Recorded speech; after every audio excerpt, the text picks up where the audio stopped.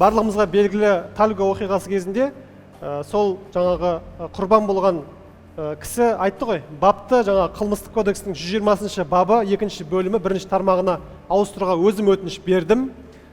Қайдағы татуласу, қайдағы ақша, ол баста бәрі зорлау туралы арызды ақша үшін жазды деп ойлады. Мен қаражатқа мұқтаж емеспін, пәтерім, көлігім бар, басшылық қызметте істеймін деп айтқан еді. Яғни көпшіліктің бір бөлігі мысалы осыны ақша үшін жасады, немесе белгілі бір дүниелер үшін жасады деген де пікір болғаны жасырын емес. Енді оны өкінішке қарай сол сылтау бір жаппай көрініс тапты да, өздерінің келісіміменен жыныстық қатынасқа түсіп, одан кейін мені зорлады деп өзін ақтау үшін ба, жоқ басқа адамды қаралау үшін ба, мүмкін сондай бір мысал болған шығар. Бірақ сол мысалды барлық құрбандыққа таңуға біздің қоғам неге барады, мен сол нәрсені түсінбеймін. Неге құрбандықтың бәрі кінәлі? Ол жерде тек қана әйел ғана емес, кез келген қыз бала болсын, ер адам болсын, ер адам таяқ жеп жатса да сөйтіп жатамыз. Ол өзі тиісті ғой барып деп айтамыз. Өте мына Перизат маңызды. Қарашы Өркен, жаңағы посттан біз ақпаратты анықтамай бірден қыздың өзі кінәлі ғой деген сияқты пікірлер қалай тарқайды?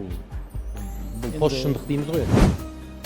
Бұл кеселдің бізге қай кезде жабысқан білмедім. Мүмкін жаңағы отаршылық кездегі жаңағы бір-біріміздің үстінен жаңағы домалақ арыз жазысқан кезден болды ма екен. Бұл жерге бір ремарка, Маңғыстау облысына барған кезде, Амал мерекесіне барған кезде бір мысал келтірді. Бірін-біріне қатар отырған екі ауыл болған екен, арасы бірін-бірін көріп тұрған екі ауыл. Бір ауылдан 53 адамды халық жауы деп кәдімгідей айдап жіберіпті, Сібірге жартысы өлген. Келесі ауылдан бірде-бір адамнан халық жауы табылмаған дейміз ба, не дейміз, ковид табылмаған деген секілді. Сонда маңғыстаулықтар бізге осыны аңызып айтып береді, баяғыда дейді, бірін-бірін көріп отырған екі ауылдан біреуінен 53 халық жауы шығып, біреуінен бірде-бір халық жауы шықпаған. Демек, екі ауылдың құрылым бөлік болып тұрған, бірін-бірін сатпаған, ана жақтан бірін-бірін қоғам ретінде сезіну басқа деген секілді. Бізде де жаңағы біздің енді осы тақырыпты, осы тәлім-трендті талқыланып жатқан мәселеде осы біздің қоғам ретінде бытырап кеткеніміздің бір симптомды осы, әр адам өзін, айналайын, өз пәлен өзіне, маған айтпа, маған жолама, өз проблемам өзіме жетеді деген секілді. Әке шешесі де, ата-енесі де, мен бір нәрсені айтып берейін, мен бір подружка деп, құрбы қыз досым болды Тараздан, дизайнер еді, сонымен біраз уақыттан кейін хабарымыз үзіліп кеткен, кейін бір қарасам, 3 баласымен қалыпты, күйеуімді таппай жатырмын, 3 жыл болды дейді. Сөйтсем жаңа күйеуі жұмыссыз жатқан, бір кезде айтқан, өзінше намысы енді маған бір кредит алып берші, сен жұмыс істеп жатсың, мен жұмыссыз емін, мен кредит алмаймын. Сонымен 600 мың теңге кредит алып келген, кешке алып келген банктан, сөйтіп ана жігіттің күйеуінің қолына берген, 3 баланың әкесінің қолына. Таңертең кеткен, мен кеттім, бір нәрсе істеймін, носки сатып болсын, ұялып кеттім ғой деген. Содан міне 3 жыл болды дейді, жоқ дейді. Жоқ дегенде ол жолып кеткен жоқ, ол просто 600 мың теңгені пайда көріп, кәдімгі 3 баласын қиып, әйелін қиып, қойнында жатқан.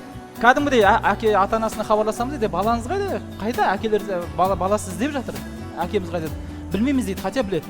Енді айтайын деп отырған осындай ұсақтық, осындай қоғам бытыраңқылығы, осындай енді оның үстіне біздің қоғамда шыны керек, Саясат Нұрбек ағамыз айтпақшы, бізде қатенің құны өте жоғарыда, бізде ешкім қателескісі келмейді. Кім қателесті, баяғыда бір сөз бар еді, егер Стив Джобс бізде болған кезде баяғыда бомж болып кетіреді дейді, егер Цукерберг баяғыда бізде болған кезде, білесіздер ғой, университет бітірмей кетті. Бізде қалай? Университет бітірмесен, қызыл диплом алмасаң, алтын белгі алмасаң, потенциальный бомжсың, потенциальный неудачник, лузерсың деген секілді. Жоқ, олай емес қой.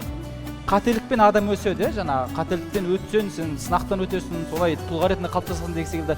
Бізде олай қарамайды, қателеспе, қателессең өз қатең өзінде. Мен сені танымаймын, сен мені таныма деген секілді. Бұл ұлттың психологиясына сіңіп кетті тіпті. Қазақ ұлтының бір жаңа қонақ жайлығы басқа жақсы қасиеті болса, бұл жаман қасиет. Сондықтан да әрине осындай бағдарлама арқылы, осындай талқылаулар арқылы әр адамға осы сөз жету керек. Заманның трендінен қалмаймын десеңіз, тәлім трендті көріңіз. Тәлім трендте айтылған әңгімелердің толық нұсқасын көргіңіз келсе, тәлім тренд қосымшасын ұялы телефоныңыздағы App Store немесе Play Market'тен көшіріп ала аласыздар.